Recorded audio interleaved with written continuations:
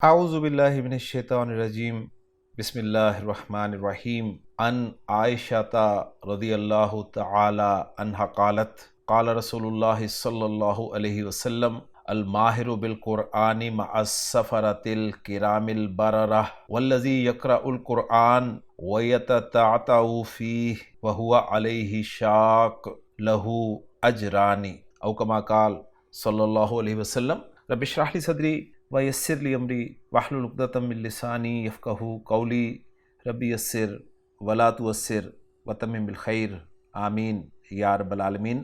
لسان القرآن 2024 کورس کے چھٹے لیکچر میں آپ کی خدمت میں حاضر ہوں، اور میں نے آپ کے سامنے اللہ کے رسول صلی اللہ علیہ وسلم کا ایک فرمان پڑھ کر سنایا ہے، جسے آپ نے اسکرین پہ لکھا ہوا بھی دیکھا ہے۔ اس کا ترجمہ میں آپ کے سامنے رکھتا ہوں کہ حضرت عائشہ صدیقہ رضی اللہ تعالی عنہا فرماتی ہیں کہ اللہ کے رسول صلی اللہ علیہ وسلم نے فرمایا، قرآن مجید کا ماہر قرآن لکھنے والے انتہائی معزز اور اللہ تعالیٰ کے فرما بردار فرشتوں کے ساتھ ہوگا، اور جو انسان قرآن پڑھتا ہے اور ہکلاتا ہے اور وہ پڑھنا اس کے لیے مشقت کا باعث ہے، اس کے لیے 2 اجر ہیں۔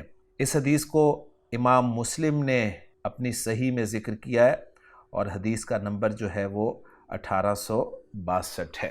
اس حدیث میں قرآن کے ماہر اور اس کو اٹک اٹک کر پڑھنے والے کی فضیلت بیان کی گئی ہے، یعنی 2 طرح کے لوگوں کو اس حدیث میں ذکر کیا گیا ہے۔ ایک وہ لوگ ہیں جو قرآن کو مہارت کے ساتھ پڑھتے ہیں، ان لوگوں کو تو جو معزز اور محترم حامل وحی فرشتے ہیں ان کی رفاقت اور معیت کی سعادت حاصل ہوگی، جبکہ دوسرے جو قرآن کو صلاحیت و مہارت کی کمی کی وجہ سے تکلف کے ساتھ اٹک اٹک کر پڑھتے ہیں، پڑھنے میں زحمت و مشقت برداشت کرتے ہیں، ان کو بھی دل برداشتہ یا شکستہ دل ہونے کی ضرورت نہیں، ان کو تلاوت کے اجر و ثواب کے ساتھ زحمت و مشقت اٹھانے کا الگ ثواب ملتا ہے، یعنی ان کے لیے دوہرا اجر ہے۔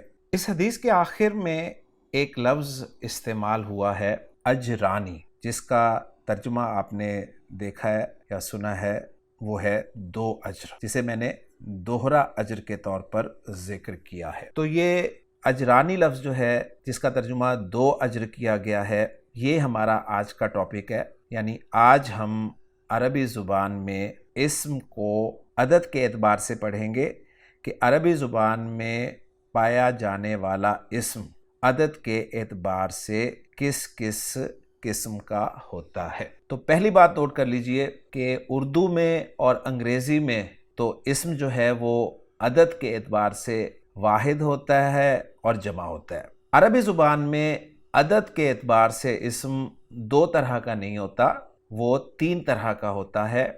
وہ واحد ہوتا ہے، مثنیٰ ہوتا ہے اور جمع ہوتا ہے۔ تو عربی زبان میں ایک اسم کے لیے جو آپ لفظ استعمال کریں گے اسے واحد کہیں گے، 2 اسماء کے لیے جو اسم استعمال کیا جائے گا اسے مثنیٰ کہا جائے گا، اور 2 سے زائد کے لیے جو اسم استعمال ہوگا اسے جمع کہیں گے۔ اسکرین پہ آپ لکھا ذرا دیکھ رہے ہیں کہ واحد 1 کے لیے، مثنیٰ 2 کے لیے اور جمع 3 یا زائد کے لیے استعمال ہوگا۔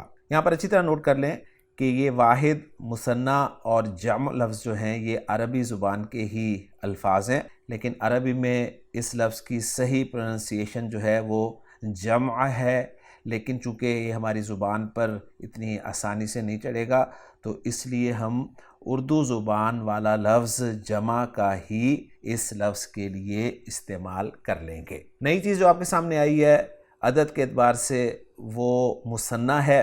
مثنیٰ اسم 2 کے لیے استعمال ہوگا۔ عربی کی بعض کتابوں میں مثنیٰ کی بجائے تثنیہ کا لفظ جو ہے وہ لکھا ہوتا ہے، لیکن وہ فرق نوٹ کر لیجئے کہ تثنیہ اصل میں مثنیٰ بنانے کے عمل کو کہا جاتا ہے، یعنی اسم جب 1 کے لیے بولا جائے تو وہ واحد کہلائے گا، 2 کے لیے بولا جائے تو اسے مثنیٰ کہیں گے، اور 3 یا زائد کے لیے بولا جائے تو اسے جمع کہیں گے۔ تو پہلا فرق آپ کے سامنے آ گیا اردو اور انگریزی زبان کے حوالے سے کہ اردو اور انگریزی زبان میں عدد کے اعتبار سے اسم جو ہے وہ 2 طرح کا ہوتا ہے، لیکن عربی زبان میں عدد کے اعتبار سے اسم 3 طرح کا ہوگا۔ اب چونکہ واحد اور جمع سے ہم اردو اور انگریزی زبان میں کسی نہ کسی طور پہ واقف ہیں، نئی چیز جو ہمارے سامنے آئی ہے وہ ہے مثنیٰ۔ تو پہلا ہم کام کریں گے جی، واحد سے مثنیٰ بنانے کا طریقہ سیکھیں گے کہ عربی زبان میں اگر ہمارے پاس جو واحد اسم ہے اس سے مثنیٰ کس طرح بنے گا۔ تو نوٹ کر لیں، عربی زبان میں واحد اسم سے مثنیٰ بنانے کا طریقہ بہت آسان ہے۔ اسم چاہے مذکر ہو چاہے مؤنث ہو، چاہے صفت ہو چاہے صفت نہ ہو، واحد سے مثنیٰ بنانے کا طریقہ یا فارمولہ ایک ہی ہوگا۔ بہت آسان فارمولہ ہے، انشاءاللہ تعالیٰ آپ کو بہت جلد سمجھ میں آ جائے گا۔ ایگزامپلز کے ذریعے ہم اس کو سمجھیں گے۔ تو میں نے آپ کے سامنے 3 اسماء جو ہیں وہ رکھے ہیں۔ ایک ولد ہے جو کہ مذکر ہے، ایک بنت ہے جو کہ مؤنث ہے، اور ولد اور بنت صفات نہیں ہیں، اور تیسرا اسم میں نے ایک صفت رکھا ہے جو کہ صالح ہے۔ تو ان تینوں سے میں آپ کو مثنیٰ بنانے کا طریقہ سکھاؤں گا۔ تو فارمولہ بہت آسان ہے جی، آپ نے واحد اسم کو کاپی کرنا ہے، کاپی کرنے کے بعد آپ نے اس واحد اسم کو 2 جگہ پر پیسٹ کر دینا ہے، جیسے کہ آپ کالم نمبر 1 میں دیکھ رہے ہیں ولد پیسٹ ہوا ہے، اور اسی طرح کالم نمبر 2 میں بھی ولد پیسٹ ہوا ہے۔ اب پیسٹ کرنے کے بعد پہلی جگہ جہاں آپ نے پیسٹ کیا ہے وہاں پر ولد کے آخری حرف دال پر زبر لگا کر الف اور نون زیر نی کا اضافہ کر دینا ہے۔ پھر سن لیجئے، واحد اسم کے آخری حرف پر زبر لگا کر الف اور نون زیر نی کا اضافہ کر دینا ہے، جس سے ولد کا مثنیٰ تیار ہو جائے گا ولدانی، اور یہ ہم نے ایک جگہ پر مثنیٰ بنایا ہے۔ اب دوسری جگہ جہاں ہم نے اسے پیسٹ کیا ہے وہاں پر ہم ولد اسم کے آخری حرف پر یعنی دال پر زبر لگا کر یا اور زیر والی نون کا اضافہ کر دیں گے، جس سے ہمارا دوسرا مثنیٰ تیار ہو جائے گا ولدینی۔ تو گویا ہم ایک واحد کے 2 مثنیٰ بنا رہے ہیں۔ تو ولد کے 2 مثنیٰ بن گئے، ایک ہے ولدانی اور دوسرا ولدینی۔ ولد کے معنی ہیں ایک لڑکا اور ولدانی کے معنی ہیں 2 لڑکے، جبکہ ولدینی کے معنی بھی 2 لڑکے ہی ہیں۔ اب آپ سوچتے ہوں گے کہ جب معنی 2 لڑکے ہی ہیں 2 الفاظ کے، تو پھر 2 الفاظ یا 2 مثنیٰ بنانے کی کیا ضرورت تھی؟ تو یہ انشاءاللہ تعالی آپ آگے جا کے سیکھیں گے کہ عربی جملے میں ہمیں کہیں پر ولدانی استعمال کرنا ہوگا اور کہیں پر ولدینی استعمال کرنا ہوگا۔ کہاں پر ولدانی استعمال کرنا ہوگا اور کہاں پر ولدینی، یہ انشاءاللہ تعالی ہم آگے جا کے سیکھیں گے۔ اس وقت آپ صرف واحد سے مثنیٰ بنانے کا فارمولہ جو ہے وہ پکا کر لیں۔ دوسرا لفظ ہے بنت، جو کہ مؤنث ہے، اور بنت واحد اسم ہے جس کے معنی ایک لڑکی کے ہیں۔ اب ہم بنت واحد اسم سے مثنیٰ بنانا چاہتے ہیں، یعنی 2 لڑکیوں کے لیے عربی زبان میں جو لفظ بنے گا وہ مثنیٰ ہوگا۔ تو بنت لفظ کو ہم کاپی کرتے ہیں، اور کاپی کرنے کے بعد 2 جگہ پیسٹ کرتے ہیں۔ پہلی جگہ جہاں پیسٹ کیا ہے وہاں پر بنت کے آخری حرف تا پر زبر لگا کر الف اور نون زیر نی کا اضافہ کر دیتے ہیں، اور دوسری جگہ بنت کے آخری حرف تا پر زبر لگا کر یا اور نون زیر نی کا اضافہ کر دیتے ہیں۔ تو پہلی جگہ مثنیٰ بن جائے گا بنتانی، اور دوسری جگہ مثنیٰ بن جائے گا بنتینی۔ تو بنت کے معنی ہیں ایک لڑکی، اور بنتانی اور بنتینی کے معنی ہیں 2 لڑکیاں۔ تو میں نے آپ کو مذکر اور مؤنث اسماء سے مثنیٰ بنا کر دکھا دیا۔ اب یہ جو مذکر اور مؤنث اسماء تھے یہ صفات نہیں تھے، اب ہم صفت کی طرف چلتے ہیں اور صفت سے مثنیٰ بنانے کا طریقہ سیکھتے ہیں، جو کہ میں پہلے ہی بتا چکا ہوں کہ اسم چاہے صفت ہو یا نہ ہو، واحد سے مثنیٰ بنانے کا طریقہ ایک ہی ہے۔ صالح ایک اسم ہے اور صفت ہے۔ صالح سے مثنیٰ بنانے کے لیے میں صالح کو کاپی کر کے 2 جگہ پیسٹ کر رہا ہوں۔ پہلی جگہ میں صالح کے آخری حرف ہا پر زبر لگا کر الف اور نون زیر نی کا اضافہ کر رہا ہوں، اور دوسری جگہ میں صالح کے آخری حرف ہا پر زبر لگا کر یا اور نون زیر نی کا اضافہ کر رہا ہوں۔ پہلی جگہ جو میرا مثنیٰ بن رہا ہے وہ ہے صالحانی، اور دوسری جگہ میرا مثنیٰ بن رہا ہے صالحینی۔ تو مجھے کبھی عربی زبان میں صالح صفت استعمال کرنی ہو اور وہ دو کے لیے استعمال کرنی ہو اور مذکر کے لیے کرنی ہو تو مجھے صالحانی اور صالحینی دو الفاظ ملیں گے، اور آگے انشاءاللہ تعالیٰ آپ کو بتایا جائے گا کہ کہاں پر صالحانی استعمال کیا جائے گا اور کہاں پر صالحینی استعمال کیا جائے گا۔ اب چلتے ہیں ہم ان اسماء کی طرف جن اسماء کے آخر میں گولتا ہے، جیسے رجل کی مؤنث ہے امرأہ۔ اب امرأہ اسم کے آخر میں گولتا ہے، اور گولتا والے اسماء کا مثنیٰ ہم بنانے کا طریقہ دیکھتے ہیں۔ طریقہ وہی ہے، بس صرف آپ نے دیکھنا ہے کہ گولتا کے ساتھ کیا ہوتا ہے۔ تو امرأہ کو میں نے کاپی کیا، دو جگہ پیسٹ کر لیا۔ پہلی جگہ پیسٹ کرنے کے بعد گولتا پہ میں نے زبر لگائی، الف اور نون زیر نی کا اضافہ کر دیا۔ دوسری جگہ پر میں نے گولتا پہ زبر لگائی اور یا اور نون زیر نی کا اضافہ کر دیا۔ اب اگر آپ تھوڑا سا غور کریں تو میں نے آپ کو بتایا تھا کہ یہ جو گولتا ہے یہ کسی بھی اسم کے آخر میں ہی آتی ہے، درمیان میں کبھی نہیں آتی۔ تو اب جب گولتا پہ زبر لگا کر الف اور نون زیر نی یا اور نون زیر نی کا اضافہ کیا گیا تو گولتا اب آخر میں نہ رہی بلکہ درمیان میں آ گئی۔ تو اب درمیان میں آ گئی تو وہ گول بھی نہیں رہی بلکہ لمبی تا کی شکل میں آ گئی۔ تو آپ اس کو لمبی تا کی شکل میں لکھا ہوا دیکھ رہے ہیں۔ تو امرأہ کا مثنیٰ بن گیا جی امرأتانی اور امرأتینی۔ اور دوسری بات آپ کے سامنے یہ آئی ہوگی کہ گول تا پہ جب میں نے وقف کیا تھا تو تا کی آواز نہیں نکالی تھی بلکہ تا کی آواز کو ہاں میں تبدیل کیا تھا، لیکن اب جب میں گول تا کو آگے ملا کر لکھ رہا ہوں تو پہلی بات یہ کہ گول تا بھی نہیں رہی اور اب آواز بھی لمبی تا کی ہی دے رہی ہے۔ تو امرأہ سے امرأتانی اور امرأتینی، صالحہ سے صالحتانی صالحتینی، عابدہ سے عابدتانی عابدتینی، مسلمہ سے مسلمتانی مسلمتینی، مؤمنہ سے مؤمنتانی مؤمنتینی، طالبہ سے طالبتانی طالبتینی، جنہ سے جنتانی جنتینی، آیہ سے آیتانی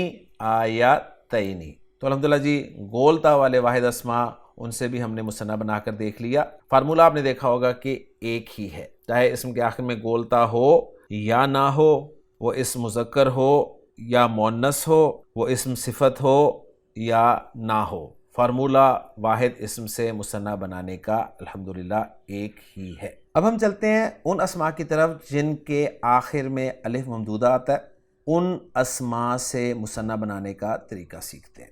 آپ کو یاد ہوگا جب ہم نے جنس کا ٹاپک پڑھا تھا تو اس میں مؤنث کی جو دو مزید علامات ہم نے دیکھی تھیں، ان میں ایک علامت تھی الف ممدودہ اور دوسری تھی الف مکسورہ، اور میں نے اس وقت آپ کو بتایا تھا کہ ہر الف ممدودہ اور ہر الف مکسورہ مؤنث کی علامت نہیں ہوتا۔ الف ممدودہ اور الف مکسورہ جو ہیں یہ مذکر اسماء کے آخر میں بھی آتے ہیں، اور الف ممدودہ اور الف مکسورہ مؤنث کے لیے جو ہیں وہ بہت کم ہے، لیکن بہرحال میں آپ کو الف ممدودہ والے اسماء جو واحد ہیں ان سے مثنیٰ بنانے کا طریقہ بھی سکھاتا ہوں۔ تو اسکرین پہ آپ دیکھ رہے ہیں، پہلے الف ممدودہ کو ذہن میں تازہ کر لیں کہ الف ممدودہ وہ زائد الف ہوتا ہے جس کے بعد حمزہ ہو، اور وہ حمزہ جو ہے وہ اگر زائد ہو تو وہ مؤنث کی علامت ہوتا ہے، لیکن اگر حمزہ اصلی ہو یعنی اس کے حروف مادہ میں سے ہو یا وہ حمزہ واو یا یا سے تبدیل ہوا ہو تو پھر وہ تانیث کی علامت نہیں ہوتا۔ تو تین اسماء میں نے آپ کے سامنے لکھے ہوئے ہیں، ایک ہے رفع، اس کے معنی رفو گر کے ہیں اور یہ مذکر اسم ہے، آپ کو الف ممدودہ نظر آ رہا ہے، الف زائد ہے، اس کے بعد حمزہ بھی ہے، لیکن یہ حمزہ جو ہے یہ تانیث کے لیے نہیں ہے، تو یہ رفع کا لفظ جو ہے یہ مذکر ہے۔ دوسری اگزامپل میں نے ہمراہ کی آپ کے لیے رکھی ہے، اور یہ حمزہ جو ہے یہ تانیث کی علامت کے لیے استعمال ہوا ہے، لہٰذا ہمراہ لفظ جو ہے یہ مؤنث اسم ہے۔ تیسرا لفظ میں نے آپ کے سامنے رکھا ہے کساء، جس کے معنی چادر کے ہوتے ہیں۔ اب ان تینوں واحد اسماء سے میں مثنیٰ بنانے کا طریقہ آپ کو بتاتا ہوں، تو اس میں کچھ رولز ہیں وہ آپ نے ذہن میں رکھنے ہیں۔ پہلا قاعدہ یہ ہے کہ اگر الف ممدودہ والے اسم کا حمزہ اصلی ہو یعنی حروف مادہ میں سے ہو تو مثنیٰ بناتے ہوئے اس حمزہ کو برقرار رکھا جائے گا۔ جیسے یہ جو رفع اسم ہے اس کا حمزہ جو ہے وہ اصلی ہے، لہٰذا رفع سے مثنیٰ بناتے ہوئے حمزہ کو ہم برقرار رکھیں گے۔ فارمولہ وہی ہے کہ رفع اسم کو ہم نے کاپی کرنا ہے، 2 جگہ پیسٹ کرنا ہے، آخری حرف حمزہ کو ہم نے برقرار رکھنا ہے، یعنی اس کو تبدیل نہیں کرنا، اس کو ایک جگہ زبر دے کے الف اور نون زیر نی کا اضافہ کرنا ہے، دوسری جگہ زبر دے کے یا اور نون زیر نی کا اضافہ کرنا ہے، تو رفع سے رفعانی اور رفعینی 2 مثنیٰ ہمارے بن جائیں گے انشاءاللہ تعالی۔ تو پہلا قاعدہ تھا کہ اگر حمزہ اصلی ہو تو مثنیٰ بناتے ہوئے وہ برقرار رہتا ہے۔ دوسرا قاعدہ ہے کہ اگر حمزہ تانیث کے لیے ہو تو وہ حمزہ واو میں تبدیل ہو جاتا ہے۔ اب اس کے لیے ہمراہ کی ایگزامپل میں نے آپ کے لیے رکھی ہے، اس میں حمزہ جو ہے یہ تانیث کے لیے ہے، لہٰذا اس کو ہم واو میں تبدیل کر کے مثنیٰ بنائیں گے۔ تو ہمراہ کو میں 2 جگہ کاپی کروں گا، دونوں جگہ حمزہ کو میں واو سے تبدیل کر دوں گا، اور پہلی جگہ واو پہ زبر دے کے الف اور نون زیر نی کا اضافہ کر دوں گا، جبکہ دوسری جگہ واو پہ زبر دے کے یا اور نون زیر نی کا اضافہ کر دوں گا، جس سے ہمراہ کا مثنیٰ جو ہے وہ ہمراوانی اور ہمراوینی بن جائے گا۔ اور تیسری صورت ہے کہ الف ممدودہ کا جو حمزہ ہے وہ نہ تو اصلی ہو اور نہ ہی تانیث کے لیے ہو، تو ایسی صورت میں مثنیٰ بناتے ہوئے آپ اس حمزہ کو برقرار بھی رکھ سکتے ہیں اور اس حمزہ کو واو میں تبدیل بھی کر سکتے ہیں، کیونکہ یہ جو کسا لفظ ہے اس کے حروف مادہ جو ہیں یا حروف اصلی جو ہیں وہ کاف، سین اور واو ہیں۔ تو کسا لفظ کا جب ہم مثنیٰ بنائیں گے تو ہم حمزہ کو برقرار بھی رکھ سکتے ہیں اور حمزہ کو واو سے تبدیل بھی کر سکتے ہیں۔ اگر برقرار رکھیں گے تو مثنیٰ بنے گا کسا آنی اور کسا عینی، اور اگر واو سے تبدیل کریں گے تو مثنیٰ بنے گا کسا وانی اور کسا وینی۔ میں نے آپ کو الف ممدودہ والے واحد اسماء سے مثنیٰ بنانے کا طریقہ سکھا دیا۔ اب ہم چلتے ہیں الف مکسورہ والے اسماء سے مثنیٰ بنانے کے طریقے کی طرف۔ سب سے پہلے ذہن میں تازہ کر لیں کہ الف مکسورہ کہتے کسے ہیں؟ الف مکسورہ کسی بھی اسم کے آخر میں آنے والا الف ہوتا ہے جس کے بعد حمزہ نہ ہو۔ جس طرح ہر الف ممدودہ مؤنث کی علامت نہیں ہوتا، اسی طرح ہر الف مکسورہ بھی مؤنث کی علامت نہیں ہوتا، مذکر اسماء کے آخر میں بھی آ جاتا ہے۔ الف مکسورہ والے اسماء کی چند ایگزامپلز میں آپ کے سامنے رکھ رہا ہوں۔ پہلی ایگزامپل آپ دیکھ رہے ہیں کبرا ہے جو کہ اکبر کی مؤنث ہے، اور یہ الف مکسورہ جو ہے یہ تانیث کی علامت ہے۔ اس کے بعد اگلا لفظ ہے مصطفیٰ، اس میں بھی آپ الف مکسورہ دیکھ رہے ہیں اسم کے آخر میں، اور مصطفیٰ کے معنی چنا ہوا کے ہیں۔ اور پھر ایک لفظ آپ اور دیکھ رہے ہیں لاٹھی کے لیے عربی زبان میں جو لفظ استعمال ہوتا ہے عصا، اور نوجوان کے لیے جو لفظ استعمال ہوتا ہے عربی زبان میں فتح۔ یہ دونوں لفظ جو ہیں عصا اور فتح یہ قرآن مجید میں بھی استعمال ہوئے ہیں۔ الف مکسورہ والے اسماء سے مثنیٰ بنانے کا طریقہ بہت ہی سمپل ہے۔ آپ نے یہ ٹینشن لیے بغیر کہ الف مکسورہ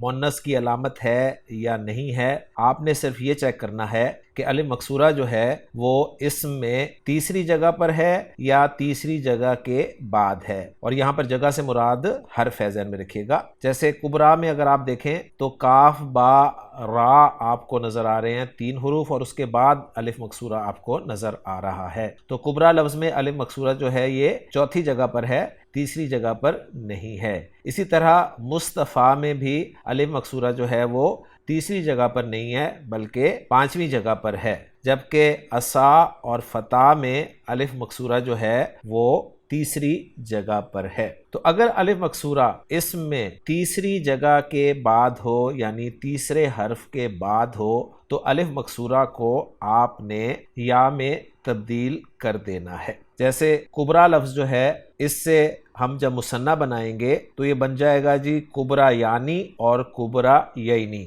مصطفیٰ سے جب ہم مثنیٰ بنائیں گے تو یہ بن جائے گا مصطفیٰ یعنی اور مصطفیٰ یعنی۔ تو یہ تو میں نے آپ کو رول بتا دیا کہ الف مکسورہ اگر اس میں تیسری جگہ کے بعد واقع ہو تو آپ نے اس الف مکسورہ کو یا میں تبدیل کر دینا ہے۔ اب اگر الف مکسورہ لفظ میں تیسری جگہ پر واقع ہو، یعنی تیسرا حرف جو ہے وہ ہی الف مکسورہ ہو، تو پھر اس الف مکسورہ کو یا تو واو میں بدلا جائے گا یا پھر یا میں بدلا جائے گا، اور پھر الف اور نون زیر نی یا اور نون زیر نی کا اضافہ کیا جائے گا۔ اب واو میں اس وقت بدلا جائے گا الف مکسورہ کو جب اس اسم کے اصلی حروف جو ہیں یعنی حروف مادہ جو ہیں ان میں تیسرے نمبر پر واو ہوگا، اور اگر اسم کے اصلی حروف یعنی حروف مادہ میں تیسری جگہ پر یا ہوگا تو پھر آپ اس الف مکسورہ کو یا میں تبدیل کر دیں گے۔ جیسے عصا کا لفظ جو ہے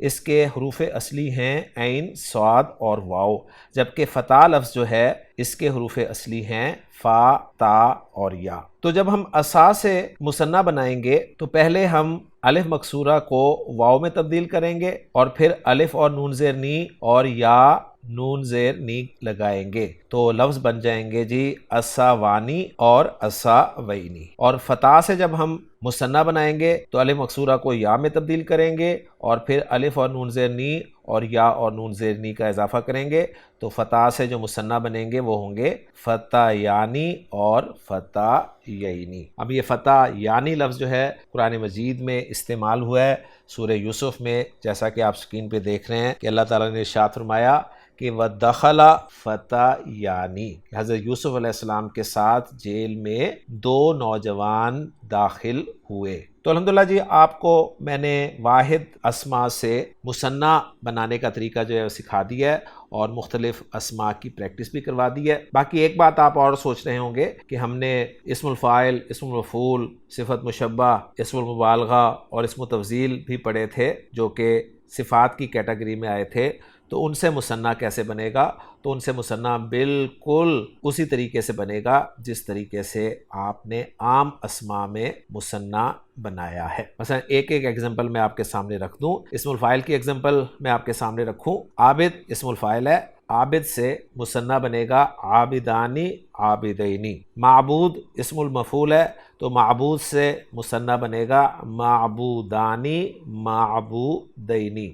جمیل صفت مشبہ کا صیغہ ہے، اس سے مثنیٰ بنے گا جمیلانی، جمیلینی۔ الوان و عیوب میں احمر سے مثنیٰ بنے گا احمرانی، احمرینی۔ اب کم سے مثنیٰ بنے گا اب کمانی، اب کمینی۔ اسم تفضیل میں اکبر سے مثنیٰ بنے گا اکبرانی، اکبرینی۔ باقی اسم تفضیل کی جو مؤنث آتی ہے اس سے مثنیٰ بنانے کا طریقہ ہم نے الف مکسورہ کے تحت دیکھ لیا۔ الوان و عیوب میں مذکر اسماء سے جو مؤنث آتی ہیں اس کا مثنیٰ بنانے کا طریقہ ہم نے الف ممدودہ والے اسماء کے تحت دیکھ لیا، اور باقی جو کیٹیگریز ہیں اسم الفاعل، اسم المفعول اور صفت مشبہ، ان میں جو مذکر سے مؤنث بنتے ہیں ان کا مثنیٰ بنانے کا طریقہ ہم نے گول تا والے اسماء سے مثنیٰ بنانے کے طریقے میں دیکھ لیا۔ تو الحمدللہ جی مثنیٰ والا ٹاپک ہمارا کلیئر ہو گیا۔ اب میں آپ کے سامنے نبی کریم صلی اللہ علیہ وسلم کی ایک حدیث رکھ رہا ہوں، اور میں امید کرتا ہوں کہ آپ اس حدیث میں مثنیٰ اسماء کو پہچاننے کے قابل ہوں گے۔ تو حدیث آپ سکرین پہ لکھی ہوئی دیکھ رہے ہیں کہ عن ابی ہریرہ قال قال رسول اللہ صلی اللہ علیہ وسلم کلمتان خفیفتان علی اللسان ثقیلتان فی المیزان حبیبتان الی الرحمن سبحان اللہ وبحمدہ سبحان اللہ العظیم۔ اللہ کے رسول صلی اللہ علیہ وسلم فرما رہے ہیں کہ زبان پر دو کلمے ہلکے ہیں، لیکن جب ان کا وزن کیا جائے گا آخرت میں تو یہ بھاری ہوں گے، اور یہ دونوں کلمے الرحمن یعنی اللہ کے نزدیک بڑے پیارے ہیں، اور یہ دو کلمات ہیں سبحان اللہ وبحمدہ اور سبحان اللہ العظیم۔ تو اس حدیث میں آپ کو کلمہ تانی لفظ جو ہے وہ نظر آ رہا ہے جو کہ آنی کی آواز کے ساتھ ہے، تو آنی کی آواز پہ آپ نے چونکنا ہے اور اس لفظ کو مثنیٰ پروو کرنے کی کوشش کرنی ہے۔ تو آسان فارمولہ ہے بہت، آنی کی آواز کو ہٹا دیں، جو باقی بچتا ہے اگر وہ لفظ آپ کی سمجھ میں آ رہا ہے اور وہ واقعی لفظ بن رہا ہے تو وہ لفظ مثنیٰ ہی ہوگا۔ جیسے کلمہ تانی، اس میں سے ہم آنی کو ہٹائیں یعنی الف اور نون زیر نی ہٹا دیں اور تا پر لگی ہوئی زبر بھی ہٹا دیں تو لفظ بن جائے گا کلمہ۔ تو یہ کلمہ کا مثنیٰ ہے، تو یہاں پر ایک شکل جو ہے مثنیٰ کی وہ استعمال ہوئی ہے، جبکہ ہم نے دو شکلیں پڑھی ہیں ہر مثنیٰ کی۔ تو کلمہ کا جو مثنیٰ دوسرا بنتا ہے وہ ہے کلمہ تینی، لیکن حدیث میں یہاں پر کلمہ تانی استعمال ہوا ہے، لیکن ابھی آپ کو نہیں پتا کہ یہاں پر کلمہ تانی کیوں استعمال ہوا ہے، لیکن انشاءاللہ تعالی آگے جا کے آپ کو یہ بھی پتہ چل جائے گا کہ اس حدیث میں یہاں پر کلمہ تانی ہی کیوں استعمال ہوا ہے، کلمہ تینی کیوں استعمال نہیں ہوا۔ اگلا لفظ ہے جی خفیفہ تانی۔ خفیفہ تانی میں سے بھی آپ الف اور نون زیر نی ہٹائیں اور پیچھے زبر کو بھی ہٹا دیں تو لفظ باقی بچے گا خفیفہ۔ تو خفیفہ لفظ جو ہے یہ خفیف کی مؤنث ہے اور خفیف کے معنی ہلکے کے ہوتے ہیں، تو خفیفہ تانی ایک مثنیٰ بنا خفیفہ کا اور خفیفہ تینی دوسرا مثنیٰ بنا۔ آگے آپ تھوڑا سا اگر غور کریں تو آپ کو علی اللسانی میں بھی آنی کی آواز سنائی دے رہی ہے، لیکن اگر آپ اس لفظ سے آنی کو نکال دیں، یعنی الف اور نون زیر نی نکالیں اور زبر بھی ہٹائیں تو آپ کو لفظ ملے گا اللس۔ تو اللس کوئی لفظ نہیں ہے، تو اگر آپ کو کہیں کنفیوژن ہو کہ آواز تو مجھے مثنیٰ والی ہی آ رہی ہے، وہ مثنیٰ ہے بھی یا نہیں، تو اس کا آسان طریقہ یہ ہے کہ وہ آنی اور عینی کو کاٹ دیا کریں، نکال دیا کریں، اور جو باقی بچے وہ چیک کیا کریں کہ وہ اسم کی صورت میں عربی زبان میں موجود بھی ہے یا نہیں۔ آگے چلتے ہیں، آگے لفظ ہے جی ثقیلتانی۔ اس لفظ میں سے ہم الف اور نون زیر نی نکالیں اور تا پہ لگی ہوئی زبر بھی ہٹائیں تو ہمارے پاس باقی بچتا ہے ثقیلہ۔ ثقیلہ جو ہے یہ ثقیل کی مؤنث ہے اور ثقیل کے معنی ہوتے ہیں بھاری۔ آگے چلے، آگے ہے المیزانی۔ یہاں بھی آپ کو آنی کی آواز سنائی دے رہی ہے، لیکن اس میں سے بھی اگر ہم الف اور نون زیر نی کو نکال دیں اور زا کی زبر بھی ہٹائیں تو لفظ بچے گا میز، اور میز جو ہے عربی زبان میں کوئی لفظ نہیں ہے۔ تو یہ میزان کا لفظ اردو میں بھی استعمال ہوتا ہے، تو آپ کو پتہ چل جائے گا کہ یہ اصل میں واحد لفظ ہی ہے جس کی شکل آپ کو مثنیٰ کی آواز کی صورت میں نظر آ رہی ہے۔ اسی طرح لسان جو ہے یہ زبان کے لیے لفظ استعمال ہوتا ہے، اور لسان واحد اسم ہے جس کی شکل آپ کو مثنیٰ کی آواز کی صورت میں نظر آ رہی ہے۔ آگے چلیں تو آگے ہے حبیبتانی۔ حبیبتانی میں سے ہم الف اور نون زیر نی نکالیں اور تا کی زبر کو ہٹائیں تو باقی بچے گا حبیبہ۔